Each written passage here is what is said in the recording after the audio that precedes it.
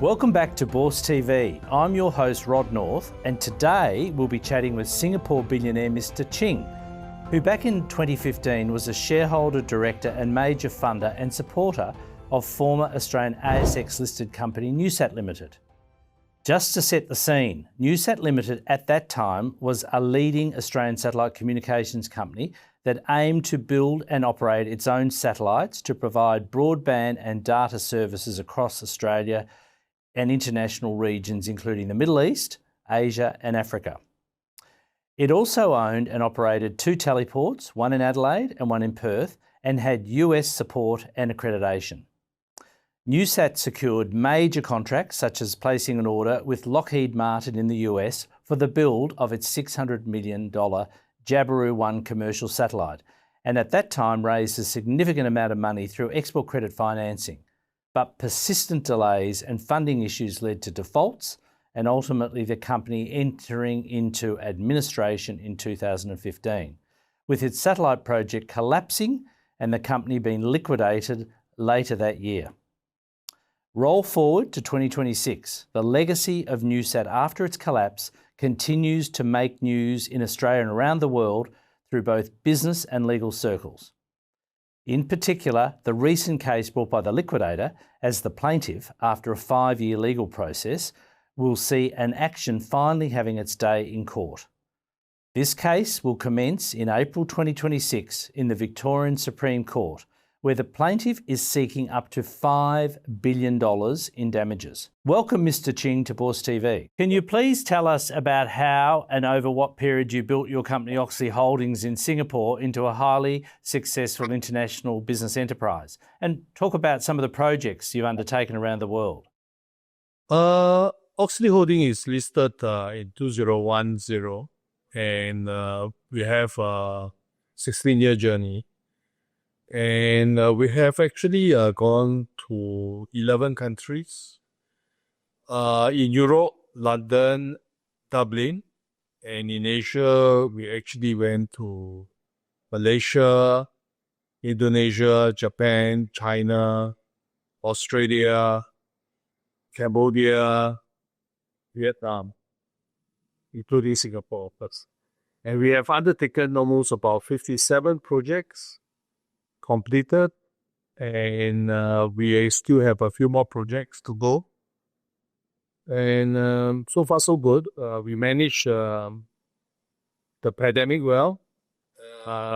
We got ourselves out of it, and we are looking forward to start the process again as a developer. Yeah.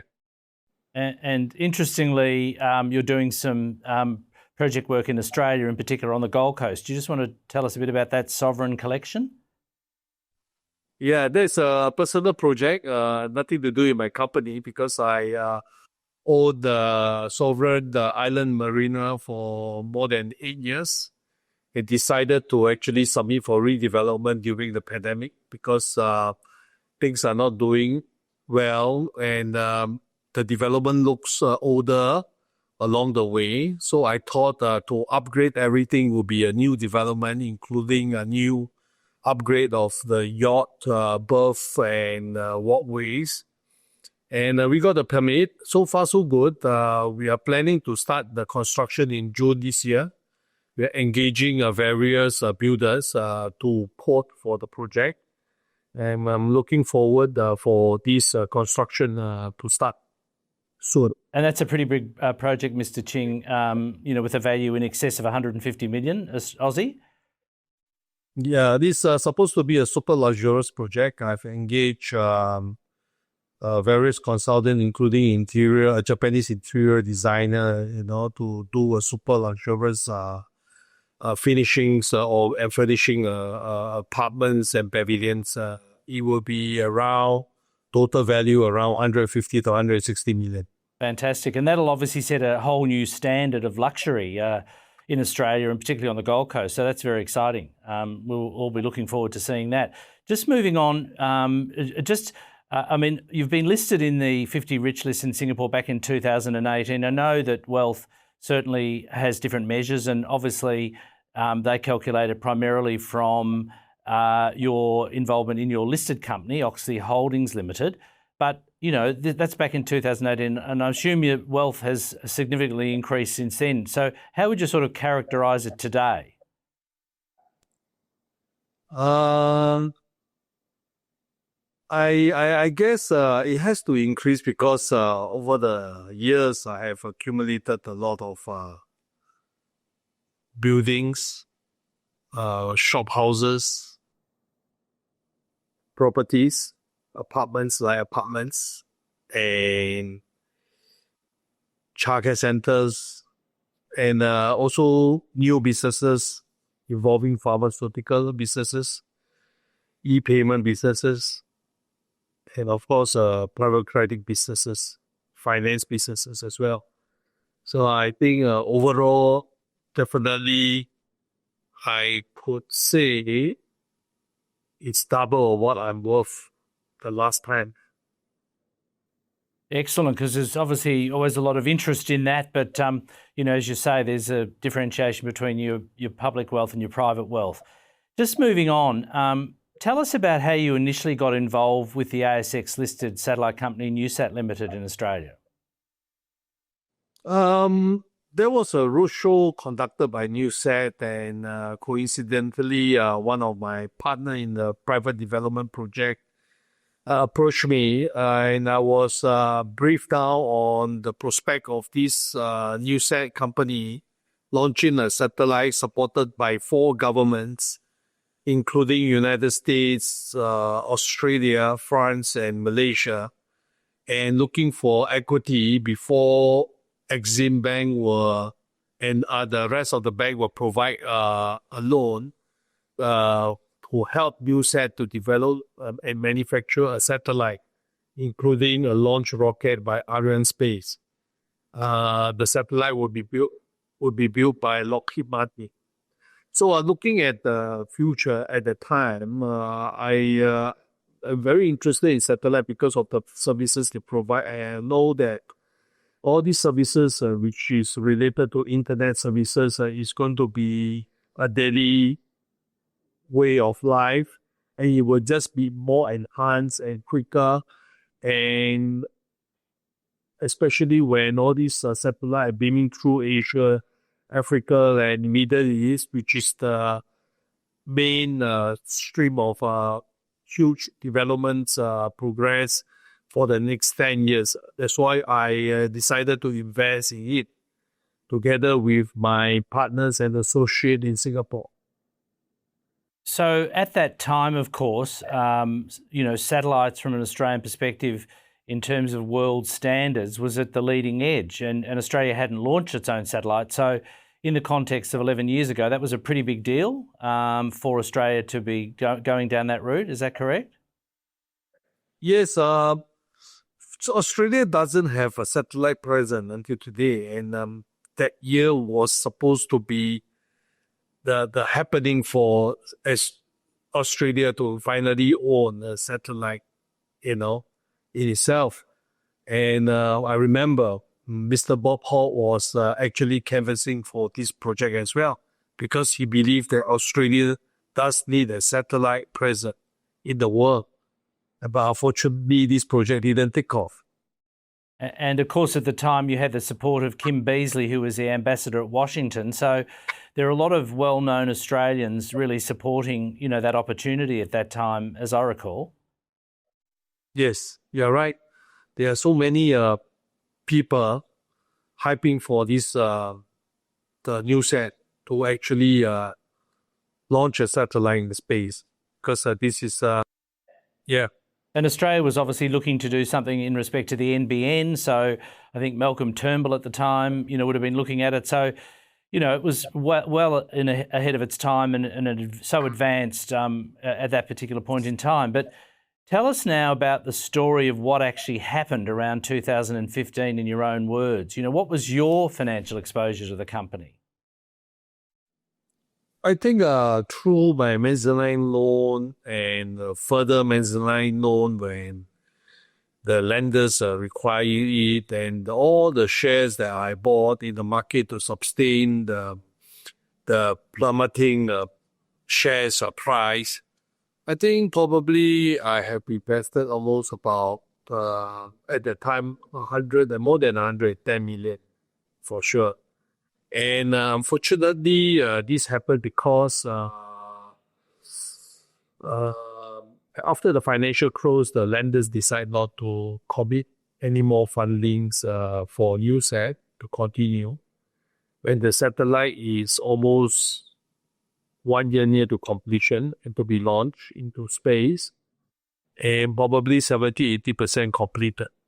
It was took by surprise because in the history of satellite launches, no lenders will actually prevent the company from launching the satellite, because the only way to take back or get the returns for all the loans is through the launches. And at the same time, during time, NewSat has already 600 to 700 million pre-sale contract done through various firms and agreement. This is exactly the reason why the lenders and the banks come together to give NewSat a loan to get the satellite manufactured by Lockheed Martin in the United States and the launcher by Arianespace, supported by Cookbase. And of course, the various bank, SG, and Standard Chartered and Credit Suisse are involved as well. So like you say, I mean, their interest is to get the satellite in the sky, in the air, and operating with a payload and so forth, not to not get the project up and away. So it didn't seem to make a lot of sense not to let that happen. Yeah, because NewSat is definitely vulnerable because NewSat is a small company, really depend on finances from all these lenders. And NewSat is actually powerless to do anything except to just follow orders and listen. But the problem is that the lenders never actually tell NewSat the reasons why are they stopping financing, except that you need to raise more equity, and where we satisfy each tranche of increase in equity needed. They are shifting goalposts every now and then from 10 to 20 to 40. We are successful in raising all this equity because I participated in there. Then they actually ask for, they don't allow it because they feel that they want a better investor. They want to choose the kind of investor that can provide this equity. And I really don't understand why, because it's quite absurd and illogical and irrational, right? Money is money, and they want to choose the kind of money from different, which at the parties that they like, and they prefer. And they even actually talk about corporate governance problem and got a consultant to do investigation. And after so many months of this investigation delay, the report was never given to us in the board, and we don't actually know what the report writes about and what are the problems. But assuming that the lenders did not ask for anything to change, that means that I assume that the report has nothing detrimental about the corporate governance part, right? So finally, when the lenders decided to grant a waiver and continue funding, they need the COFACE, Exim need the COFACE approval. And when they go to COFACE rejected and disapproved and refused to approve. So the whole thing is in the lender's hand, actually. The success of NewSat depends on the lenders. If the lenders want NewSat to survive, they can always do so and make it a successful launch and get their money back. But if they want NewSat to fail, this is exactly what happened. This is what they do to NewSat, because NewSat is actually powerless. It's a small company. Yeah. And of course, at that time, where you've got Exim and the other banks wanting the project to go ahead, what you're saying is that COFACE at the time, the French export credit agency and insurer of the banks, decided no, that it didn't want it to go ahead. So that would have ended up costing Exim and a lot of the banks a lot of money at that time. Yes, they lost their money as well. And for the reasons that for reasons that they themselves will know. But to us, it is incredible because I think in the history of satellite launches, there's no company that banks stop company from launching where they have financed the company.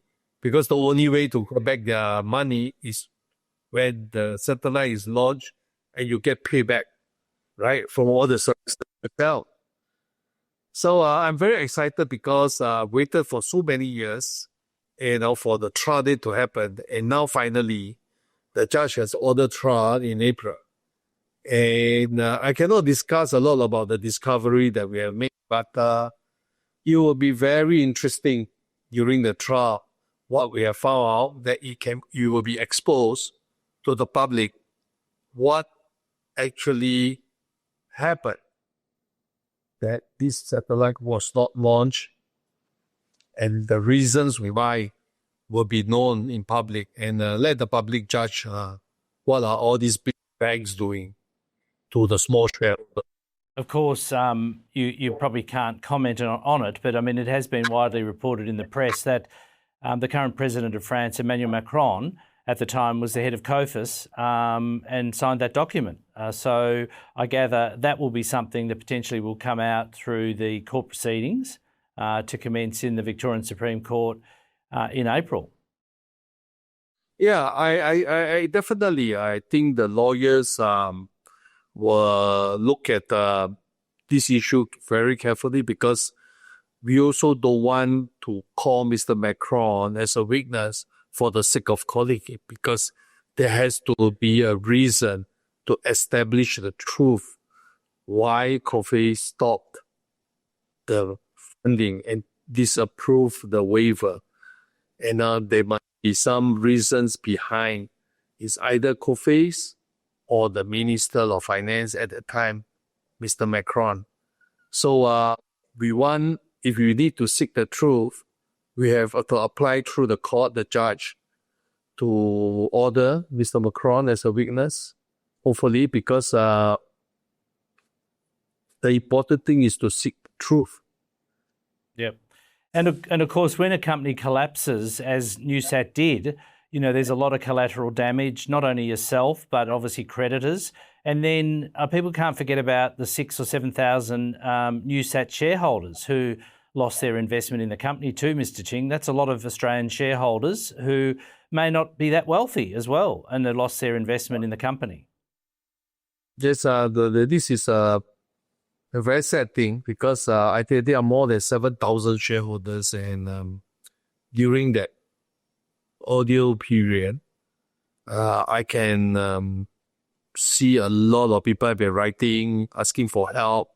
A lot of shareholders asking me to stand up for NewSat, and I really want to do something for NewSat to establish, why personally I lost the investment, and also I want the shareholders to know why they lost their investment, despite so much faith and support for NewSat as a company.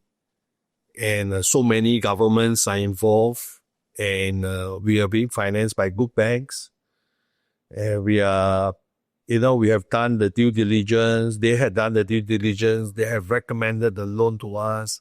Everybody is excited because Australia is going to launch a first satellite, but things just go haywire after a while for their own reasons. And this is not within the NewSat power to revive the project, except to just sit and wait for directions and orders. And finally, they decided not to move on. That's why it caused the collapse of NewSat. Yes. So, Mr. Ching, what made you decide, and when did you commit to fund the current legal action? What was the trigger to you for that? No, the moment they have caused the collapse of NewSat, I really actually wanted to sue the banks and fund any action. But the problem is that the lenders hire their own receiver. And I got to wait because they are selling all the assets away and pay themselves off. And only after their retirement, when the new liquidator has been appointed, am I allowed to actually take legal actions against the lenders. So I've approached the liquidator, have a funding agreement with him, and decided to engage the what I believe, what I also agree, not believe, with the liquidator that Queen Emmanuel probably will be the best law firm in the world to take all these bankers. Very, very good. And of course, it's taken a very long time for you, to get to a trial date, which you now have on the 8th of April in the Victorian Supreme Court. I think it's taken nearly 4 or 5 years. Why has it taken that long? I guess it's part of the defendant's strategy to delay and to accumulate huge costs, for me to give up this exercise. But I'm determined. I will persevere, and I got my time and money ready to keep it on. But I'm actually surprised myself because I thought the longest it would take would be 2 years maximum. But it has gone beyond 4 years. And I can understand why, because the defendants are just trying to be very difficult. For example, in their submission of defense, we need some documents from Coface, right? And they reply that they have some laws and rules, French rule, that they need to comply with. And it has taken more than 1 year for them to deliver a few documents to us. And this has cost time and money and delays, and it was to my surprise because it's beyond imagination, and I've never seen such thing before. But probably, I guess this is the tactics of the lawyers to delay and drag, and also increase the cost, security costs, for all this unnecessary work, which I assume they are all unnecessary. If we come together and prepare this case at each other's end, then we can go for a trial to let the judge decide who is in the right, who is in the wrong. Very simple, right? I guess they were thinking maybe that the case might be struck out if they protracted it as long as possible, and perhaps they underestimated you, thinking you were a man of straw rather than a man of bricks, because we understand that you've personally funded about 20 million so far for the case, which you committed to doing, a few years back. So this is generally why litigation like this doesn't get to trial in Australia, because of the enormous costs of funding the litigation. Sort of, what's your view on that? Actually, the sad thing is that if it happens that I don't know the company well and I give up easily and take it as a loss investment, then the fact and the truth will not be revealed what happened, right? But the thing is that I'm very determined and sentimental about this investment because I know the company well. And I know it will do well once the project is launched, because we have the Jubilee 2, 3, 4, and 5 already, because it's all in the package, right? Because once the first pillar is up, the rest will take care of itself, because we have a range of companies and governments, buying off our services. And I personally, I would definitely want to find out why this has happened, right? And I'm ready at it. I'm ready with my plan. I'm ready with my money. And I think my funding will definitely cost more than 20 million. I estimate to be 30 and above. And I'm ready for it because I'm already committed almost 20 million now. When the trial starts, probably it will cost me another 10, 50 million. And then I don't care, because I just want it to be in the open for the public to judge all the lenders and the way they conduct business. and let the judge decide whether there is any issue with them. And I guess that you've now got a trial date. You must have been able to, through your lawyers, convince the courts that there was a case to answer for here, because you wouldn't normally get a trial date being the 8th of April if that wasn't the case. So you'd have to argue that, it's at least given you a level playing field now and, the potential of getting a successful outcome in the case.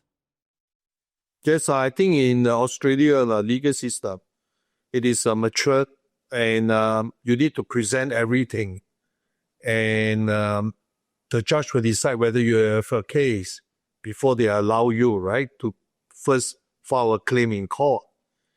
And then through all these processes of discovery, witness, and things like that, you are allowed to do an amendment, right, in your statement of a claim, or more amendments to claims, right, which the judge will decide whether it can be submitted. So far, we have been quite successful in our statement of claim and amended statement of claims.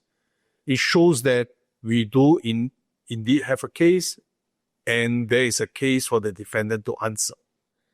And like what you say, Rod, we have a level playing field now. So let's go for the trial. Let's present all the documents and the witnesses' statements and all the witnesses to be in court, and let the judge decide whether the lenders have a case to answer for what they had done to NewSat. Well, I guess, Mr. Ching, we'll be waiting with bated breath with your trial date coming up, and the fact that, the world and BourseTV viewers will be watching this with great interest, as will the world, because there's lots of precedents potentially that can be set here in relation to how banks and funders and export credit agencies perform and behave, but also a level of accountability too, for if they do cancel a deal or decide not to go ahead with the funding, there's a case to answer for them as well, because like you and the 7,000 shareholders of NewSat, they want to see, justice or an explanation as to why that decision was made 11 years ago in 2015. So we very much appreciate your time today, Mr. Ching, and we'll watch this case with great interest as it unfolds over coming months, and wish you the best of success in an outcome that you're happy with. Thank you. Thank you. Thank you.